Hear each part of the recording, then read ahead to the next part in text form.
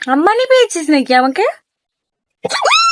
তার মতন বাসনগুলো মেজে এসে তারপরে আমার Har Har Mahadev. Hey guys, this is Annu. তো দিনটা ছিল 28 মের আগের দিন বিকেল বেলা। কি আর বলবো গাইস, আমি প্রাইম মিনিস্টারের পাশের লোক না, এত ব্যস্ত থাকি এত বিজি থাকি যে এডিট করার সময়টুকুনি পর্যন্ত পাই না। কি আর বলবো, তোমরা তো সব জানো গাইস, আমার সব ভিডিওতে একটাই কাজ থেকে ফাজলামোগিরি মারার। একা একা তো ফাজলামোগিরি মারা যায় না, সাথে বৌদির মেয়েটাকেও নিয়ে নিয়েছি। বললাম চল ফাজলামোগিরি মারতে মারতে দুজনে কাজটা সেরে আসি। তো আর নিশ্চয়ই বলতে হবে না, ব্লগের প্রথমটা থেকে তোমরা বুঝতেই পেরে গেছো, দিদির বার্থডে বলে কথা, একটু তো ছোট মোটো ভিডিও বানাতেই হবে। আর প্রতি বছর দিদিকে 12টার সময় উইশ করি, এই বছর 12টার সময় উইশ করবো না, এটা কি হতে পারে গাইস বলো? তাই জন্য বিকেল বেলা চলে গেছিলাম দোকানে। আর খালি হাতে তো কাউকে উইশ করা যায় না, নিশ্চয়ই একটু ভরা হাতে উইশ করতে হয়। আরে আমি জানি, এতটাও আমি নির্লজ্জ নয় যে খালি হাতে কাউকে উইশ করব। আর এইদিকে আমি দোকান থেকে চলেও এসেছিলাম, আর অনেকটা রাত হয়ে গেছিল। তোমাদের সঙ্গে একটা কথা শেয়ার করি গাইস। তো অনেকে এরকম বার্থডে ভিডিও বানায়, যে দেখি যে অনেকে বলে এটা আমার first cake, second cake, third cake. তো আমি নিজে এত বড় হয়ে গেছি, দিদিরা এত বড় হয়ে গেছে, কোনোদিন এত বড় বার্থডে সেলিব্রেশন আমি দেখিনি। আর আমি যথেষ্ট একটা মিডল ক্লাস ফ্যামিলি থেকে বিলং করি। আর তোমরা যদি ভাবো আমি ওরম কিছু দেখাতে চলেছি, একদমই সেটা নয়। একটা সাধারণ ফ্যামিলিতে যেরকম ভাবে বার্থডে সেলিব্রেশন হয় সেটাই তোমাদের সঙ্গে শেয়ার করব। তো এখানে অলরেডি 12টা বেজে গেছিল, তো কিরম ভাবে দিদিকে বার্থডে উইশ করলাম দেখে নাও। Happy birthday, love you happy birthday. না আমাকে দেখা যাচ্ছে? হচ্ছে ব্লগ ধরে আছি আমি, এখানে ভাবতে পারছিস?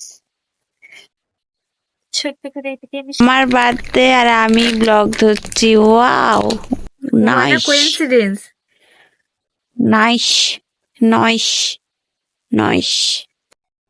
হ্যাঁ, দিদি বার্থডে সেলিব্রেট হয়ে গেছে, ভিডিও হয়ে গেছে, খেয়ে নিচ্ছি আমি। गिफ्ट है मुझे दो।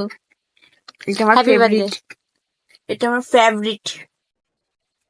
বাস এইটুখানি, তুমি যা দিয়েছো অনেক হয়ে গেছে, খতম, পার্টি শেষ গাইস, বাই বাই।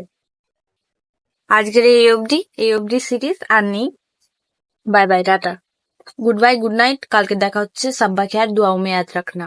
ওকে। তো এটা ছিল দিদির বার্থডে দিনকে বিকেল বেলা, যেখানে আমি পড়তে থেকে বাড়ি ফিরছিলাম। ভেবেছিলাম সকাল থেকে ব্লগটা স্টার্ট করব, কিন্তু এত পরিমাণে ওই দিনকে বৃষ্টি হচ্ছিল যে কি আর বলবো। প্রতি বছর দেখেছি দিদির বার্থডেতে এত পরিমাণে বৃষ্টি হয়।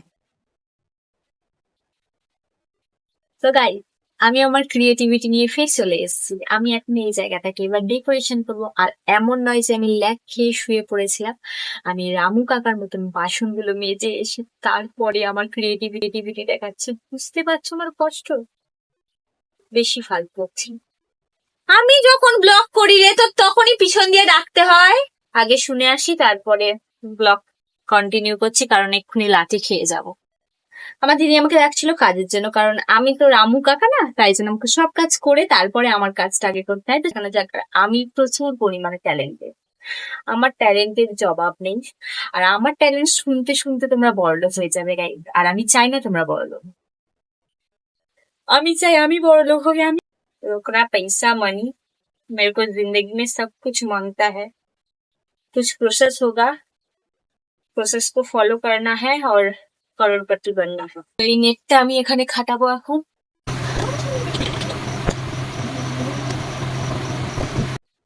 मैं तो काम करते करते थक गई, इतना सारा काम मेरे से नहीं होता।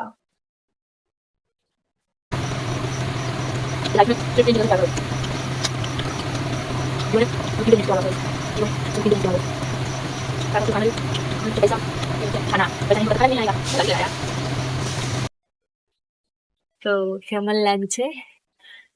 তো আমার বার্থডে মতো আমি করতে পারিনি। আমার বার্থডেতে দিদি যতটা করেছে আমি ততটা করতে পারিনি, তো একটু রিগ্রেট থেকে গেল। বাট কই না, পরের বার্থডেতে করার চেষ্টা করব। বাট একটু স্যাড, বাট অনেকটা হ্যাপি।